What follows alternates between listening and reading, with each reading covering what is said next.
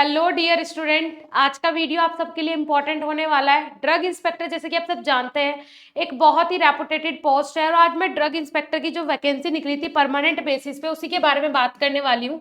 तो permanent basis पे जो वैकेंसी निकली थी वो यूपीएससी के अंडर निकली थी। 26 टोटल इसमें पोस्ट थी, लेकिन मैंने पोस्ट के बारे में बता दिया था किस कैटेगरी में कितनी पोस्ट है। एक बार और मैं वो रिकैप आपको करवा दूंगी कंप्लीट जो नोटिफिकेशन है। तो जिन स्टूडेंट को नहीं पता वो इसके लिए अभी भी अप्लाई कर सकते हैं, अभी भी टाइम आपके पास है। ओके, सो 26 पोस्टों पे ये वैकेंसी निकली थी, लेकिन इसका सिलेबस शायद आपको नहीं मिला होगा, है ना। थोड़ा ढूंढना देखना सारी चीजें थोड़ा सा टिपिकल है, लेकिन हाँ मैं आपके लिए सिलेबस भी लेके आई हूँ कि यूपीएससी में जो यूपीएससी में जो ड्रग इंस्पेक्टर की वैकेंसी निकलती है उसमें कौन सा सिलेबस पूछा जाता है, मतलब कौन कौन से सब्जेक्ट से फार्मेसी के पूछा जाता है, आज के इस वीडियो में क्लियरली समझाऊंगी। Hey everyone, Sakshi Rajput here and welcome to BSP pharmacy. ऐसे ही मिलते रहेंगे इंफॉर्मेटिव और एनर्जेटिक वीडियो के साथ, लेकिन उसके लिए जरूरी है चैनल को आपका सब्सक्राइब करना, जो बेल आइकन है उसे प्रेस कर लेना जिससे नए आने वाले वीडियोस के नोटिफिकेशन आपको सबसे पहले मिल सके। ओके चलिए ठीक है, फिर स्टार्ट करते हैं। सबसे पहले मैं आपको बता देती हूँ जो ये वैकेंसी नंबर है, ये है, ये आपके लिए ज्यादा इंपॉर्टेंट नहीं है भाई। वैकेंसी नंबर से आपको क्या करना है, लेकिन जो पोस्ट है वो ड्रग इंस्पेक्टर की है। उसके बाद मिनिस्ट्री एडमिनिस्ट्रेशन कौन है इसका, government of NCT of Delhi. Department क्या है, ड्रग कंट्रोल डिपार्टमेंट है। Organization health and family welfare department के अंदर ये पोस्ट निकली है। ओके, अब नंबर ऑफ पोस्ट और रिजर्वेशन देख लेते हैं, दैट्स इंपॉर्टेंट थिंग, ये बहुत इंपॉर्टेंट है। अनरिजर्व कैटेगरी के लिए 10 पोस्ट, ठीक है, जो किसी भी रिजर्व कैटेगरी के अंदर नहीं आते हैं उनके लिए 10 पोस्ट है। फॉर एग्जांपल जनरल और ओबीसी वाले, जनरल वाले ही अनरिजर्व कैटेगरी में आते हैं।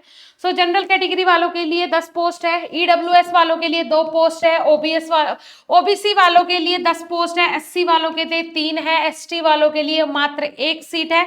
उसके बाद पीडब्ल्यूबीडी के लिए 2 सीट है। उसके बाद टोटल जो है वो 26 पोस्ट है, ठीक है। टोटल पोस्ट कितनी है बेटा इसमें, 26 पोस्ट है, ठीक है। और ये बहुत ही अमेजिंग न्यूज है आप लोगों के लिए। इफ अगर अभी तक आपको नहीं पता था, लास्ट तक वीडियो को देखिएगा, बहुत अच्छे समझाने वाली हूँ सारी चीजें आज के इस वीडियो में।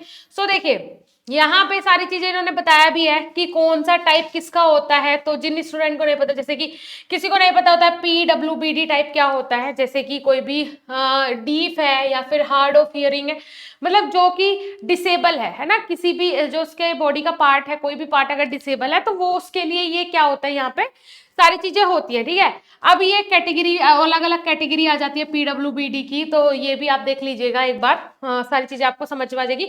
मेन फोकस यहाँ पे आज हमारा सिलेबस का है, सारी चीजें इन्होंने इंस्ट्रक्शंस दी है। अगर आप बोलेंगे तो मैं ये पीडीएफ जो है वो अपने टेलीग्राम ग्रुप में अपलोड करवा दूंगी। वैसे तो बोलेंगे क्या, मैं आपको करवाई दूंगी, तो जाके टेलीग्राम ग्रुप में आप एक बार विजिट कर लीजिएगा। पे स्केल की बात कर लेते हैं, इस पे भी बच्चों का बहुत ध्यान होता है कि भाई पे स्केल कितना मिलने वाला है। सो पे स्केल की बात कर लेते हैं। तो यहाँ पे देखिए पे स्केल आपको जो मिलने वाला है वो मिलने वाला है बेटा कितना, 47,000 से 51,000 तक की सैलरी स्टार्ट होगी आपकी। 47,000 से 51,000 तक की सैलरी मतलब स्टार्टिंग सैलरी होगी। और कहाँ तक जा सकता है यहाँ पे आपका यहाँ पे देखिए ये आपका इंक्लूडिंग चार्ज भी यहाँ पे प्लस ग्रेड को लगा के यहाँ पे दिया गया है। और ये कौन सा लेवल चल रहा है, लेवल 8 चल रहा है, ठीक है। उसके बाद असेंशियल क्वालिफिकेशंस क्या थी वो मैं पहले भी डिस्कस कर चुकी हूँ, ठीक है। इसमें जो एक्सपीरियंस चाहिए वो 18 मंथ का एक्सपीरियंस चाहिए, manufacturing of at least of substance specific schedule C, ठीक है। शेड्यूल सी के जो कंपोनेंट्स होते हैं, शेड्यूल सी जो डिपार्टमेंट होता है कहाँ पे, शेड्यूल सी के अंदर जो ड्रग्स आती है, अगर आपने उसके अंडर काम किया है, 18 महीने का एक्सपीरियंस आपको है तो आप इसके लिए अप्लाई कर सकते हैं। अगर एक्सपीरियंस नहीं है तो आप इसके लिए अप्लाई नहीं कर सकते हैं, ये बात ध्यान रखिएगा, ठीक है। मैंने आपको पहले भी बोला था भाई हमेशा ही कम से कम 2 साल का एक्सपीरियंस आपको होना ही चाहिए। अगर आप ड्रग इंस्पेक्टर के लिए प्रिपरेशन कर रहे हैं तो 2 साल पहले किसी भी मैन्युफैक्चरिंग इंडस्ट्री में आप पहले भाई वहां एक्सपीरियंस ले ले। 2 साल का एक्सपीरियंस मांगती है ड्रग इंस्पेक्टर की जॉब। 18 मंथ तो असेंशियल है, लेकिन आप 2 साल का ले ले तो क्लियर हो जाएगा, ठीक है जी। उसके बाद यहाँ पे अगर हम बात करें, चलिए आगे देख लेते हैं क्या इंपॉर्टेंट चीजें हैं इसमें। तो यहाँ पे एक सेकंड होल्ड कीजिएगा, ओके ठीक है। तो यहाँ पे देखिए डिसेबल क्वालिफिकेशंस क्या है, ड्यूटीज क्या है, प्रोबेशन क्या है, हेडक्वार्टर आपको कहाँ पे मिलने वाला है, जो हेडक्वार्टर होगा इसका कहाँ होगा, चलिए हेडक्वार्टर होगा आपका drug control department government of NCT of Delhi, ठीक है। उसके बाद यहाँ पे अदर डिटेल्स जो है, एनी अदर कंडीशंस, अगर कोई कंडीशन है तो वो यहाँ पे अप्लाई है, ठीक है भाई। तो ये हो गया कंप्लीट इन्फॉर्मेशन, सारी चीजें मैं आपको पहले भी बता चुकी हूँ, तो ज्यादा टाइम नहीं वेस्ट करते हैं, ये सारी चीजें बता चुकी हूँ, लेकिन इस तरीके से ब्रॉड तरीके से दिखा के मैंने नहीं बताया, तो जिसको लेना है इसका स्क्रीनशॉट भी आप ले लीजिए। ओके, उसके बाद चलते हैं हम सीधा कहाँ पे भाई, इसके बाद हम सीधा चलेंगे अपने किसके ऊपर, जो यूपीएससी ड्रग इंस्पेक्टर का आपका क्या होने वाला है, सिलेबस होने वाला है। ओके, तो यहाँ पे देखिए सब्जेक्ट्स नेम की अगर मैं बात करूं तो सबसे पहले, क्योंकि आज का इंपॉर्टेंट टॉपिक ही मेरा ये होने वाला था कि सिलेबस क्या होगा, सो यहाँ पे फोरेंसिक साइंस में drug and cosmetic act 1940, pharmacy act 1948, drug and magic remedy act 1954, medical and toilet preparation 1955, prevention of cruelty to animal act, देखिए एनिमल एक्ट भी इंपॉर्टेंट है, ड्रग प्राइस कंट्रोल ऑर्डर 1995, तो ये जितने भी सारे एक्ट दिए हुए हैं इनसे क्वेश्चंस आएंगे, तो ये किसके अंदर आ जाता है, फोरेंसिक फार्मेसी के अंदर, ठीक है, पेपर 1, ये पेपर 1 की बात हो रही है। उसके बाद मैन्युफैक्चरिंग फार्मेसी में tablet and tablet coating, capsule, blood fluid and electrolytes, parental preparation, emulsion, suspension, ointment, cream, ophthalmic solutions, ये सारी चीजें आने वाली है आपकी किसमें भाई, ये आपके आने वाली है मैन्युफैक्चरिंग फार्मेसी में, ठीक है जी। एक सेकंड होल्ड कीजिएगा, नीचे चलते हैं। ओके, तो ये आ जाता है आपका मैन्युफैक्चरिंग फार्मेसी में, सर्जिकल ड्रेसिंग हो गया, बायोलॉजिकल प्रिपरेशंस हो गया, everything in manufacturing pharmacy. Then pharmaceutical analysis, limit test आ गए। फार्मास्यूटिकल एनालिसिस में मैं हमेशा बोलती हूँ भाई फर्स्ट सेमेस्टर से पढ़ना शुरू करो, हमेशा आगे तक काम आएगा, फर्स्ट सेमेस्टर से पढ़ना शुरू करो, आगे तक काम आएगा, वो इस तरीके से इन कॉम्पिटेटिव एग्जाम्स में काम आता है। इसी तरीके से अगर आप जीपेट की भी प्रिपरेशन करते हो तो वहां भी जीपेट के एग्जाम में भी ये जो नॉर्मल जनरल सब्जेक्ट्स होते हैं आपके फर्स्ट टाइम से जो स्टार्ट हो जाते हैं वहीं से क्वेश्चन आने शुरू हो जाते हैं। बायो एसे हो गया, स्टेरिलिटी टेस्ट हो गया, microbiological assay of vitamin, antibiotic, pyrogen test, theory and application of colorimeter, fluorometer. उसके बाद यहाँ पे बहुत सारी चीजें दी हुई है जैसे कि Karl Fischer titration, alcohol determination, microbiological assay of vitamin, antibiotic and vaccine. So these are the important things, और ये पूरा सिलेबस है, ये पूरा सिलेबस है, आप इसका स्क्रीनशॉट ले लीजिए प्लीज, मैं आपको बोल रही हूँ स्क्रीनशॉट ले लीजिए, जल्दी से स्क्रीनशॉट ले लीजिए इसका। और कितने स्टूडेंट जो ड्रग इंस्पेक्टर की इस पोस्ट के लिए अप्लाई करने वाले हैं या फिर इन फ्यूचर ड्रग इंस्पेक्टर बनना चाहते हैं, तो उन्हें इन जो टॉपिक्स मैं आपको बता रही हूँ इन टॉपिक्स में से उनके कितने टॉपिक्स क्लियर है, क्योंकि यही मोस्टली सिलेबस रहता है। सो इसमें से आपके कितने टॉपिक्स क्लियर हैं फटाफट से कमेंट सेक्शन में कमेंट करेंगे कि मैम मुझे ये टॉपिक्स आते हैं, ठीक है जी। हो गया मेडिसिनल केमिस्ट्री, इंपॉर्टेंट सब्जेक्ट है, तो मेडिसिनल केमिस्ट्री में स्टेरॉइड्स हो गया, एंटी हिस्टामिनिक ड्रग हो गया, सेडेटिव हिप्नोटिक हो गया, साइकोथेरेपेटिक एजेंट हो गया, एनाल्जेसिक हो गया, कार्डियोवास्कुलर एजेंट हो गया, एवरीथिंग इज इंपॉर्टेंट, बहुत इंपॉर्टेंट है ये सारे टर्म्स। सो आप लोगों को ये पता होने चाहिए, हाथ पे रटे हुए होने चाहिए। फार्माकोग्नोसी के में आ जाते हैं, फार्माकोग्नोसी में क्या पूछा गया है जी, सो फार्माकोग्नोसी में यहाँ पे पूछा गया है आपसे किसका, sources, usages and adulteration of the following class of natural drugs. आपको पता ही है फार्माकोग्नोसी मतलब जितनी भी नेचुरल ड्रग्स होती हैं, ठीक है, क्रूड ड्रग्स होती हैं, वो आ जाती है सारी फार्माकोग्नोसी के अंदर, जो हमें नेचर से प्राप्त होती है, जैसे कि केमिकल कॉन्स्टिट्यूएंट हो गया, सोर्सेज हो गया, उसके बाद अडल्ट्रेशन हो गया, यूज हो गया, ये सारी चीजें। Rauwolfia, ipecacuanha, belladonna, cinchona, senna, aloe, nux vomica, cinnamon, digitalis, opium, kurchi, brahmi, tulsi, bael and ephedra, इस टाइप की ड्रग्स हैं जो कि आपकी फार्माकोग्नोसी के अंदर आती हैं। So these are also important thing. अब मैं आपको इससे पहले कंटिन्यू करने से पहले बता देती हूँ, ये जितनी भी ड्रग्स है ना बेटा, ये हमारे टीचर्स आपको वर्ड टू वर्ड पढ़ा रहे हैं। अभी फोर्थ सेम का जब कोर्स लॉन्च होगा, अभी तो नहीं हुआ है, अभी तो फर्स्ट और थर्ड का ही हमारा एक्टिव कोर्स है।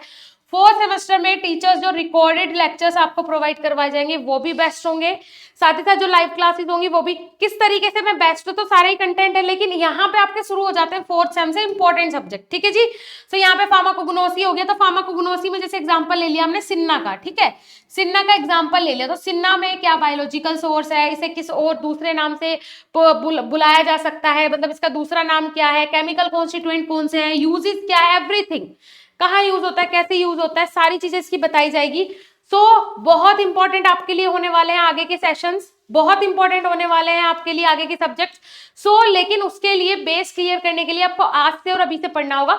उसके लिए आप एक बार जाके विजिट करें बीएसपी फार्मेसी एप्लीकेशन, जहां जाके आपको बहुत अच्छा लगेगा और लगेगा कि सारी चीजें ही मेरे मतलब की हैं। ओके जी, ठीक है, चलिए नीचे चलते हैं स्क्रॉल करके। आ गया हमारा एक और important subject, pharmacology and toxicology. This is also most important subject, introduction and general principle, mode of action, drug receptor interaction. जितनी भी ड्रग्स, जितने भी क्लासिफिकेशन आपको फार्माकोलॉजी में पढ़ाए गए हैं, उन सब का यहाँ पे क्या बताना, introduction, general principle, mode of action, drug receptor interaction, drug antagonist, ये सारी चीजें आपको उन सभी क्लासिफिकेशन में उन सभी ड्रग एजेंट के बारे में बतानी है। जैसे कि मेटाबॉलिज्म हो गया, एक्सक्रीशन हो गया, डिस्ट्रीब्यूशन ऑफ ड्रग हो गया, रूट ऑफ एडमिनिस्ट्रेशन हो गया, बायो